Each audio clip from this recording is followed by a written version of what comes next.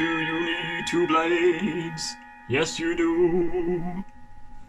Do you need two blades for your track saw or for your circular saw in general?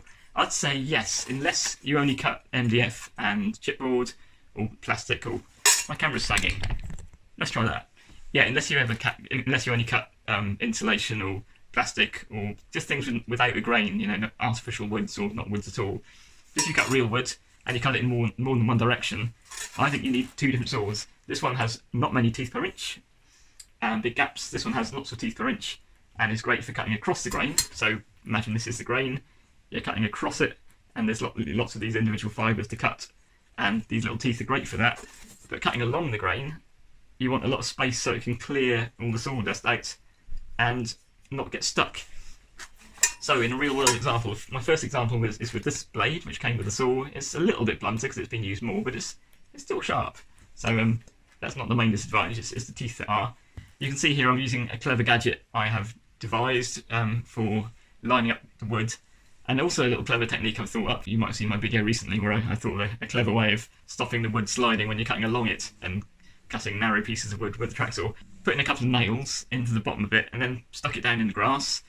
Made sure I set the depth of the saw so it doesn't actually cut into the grass, because I might hit some stones and blunt the saw or actually risk throwing stones up into my face, which is not nice. This piece of plywood with a couple of slots cut in it is my guide, which I can set with some screws on the bottom and cut a width that's the same every time, so I can do this to several pieces of wood and get them all the same width, which is quite useful for a project I'm doing. That said, my first cut is with this saw, and pretty soon it gets stuck as soon as I go into the wood, and it's only going 2/3 of the way through and it's getting stuck.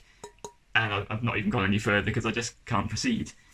This second saw, which I put in this way around actually, because this one's designed to turn a different direction. You can just still see the arrow somewhere on it, but I've got to remember to put it in this way round, otherwise it'll be turning backwards, which wouldn't be sensible. This one goes along very nicely, still only cutting 2/3 of the way through, but I think this saw would have succeeded even if I'd set it to go to full depth. And then I'll take a second turn to do the last centimetre or so, and it's gone through really quickly. So this saw definitely wins out for cutting along the grain. When I come to cut across, I'll put this one back in. It's not too bad in my Erbauer ERB690, I think the model is, saw to change the blade. It's quite quick.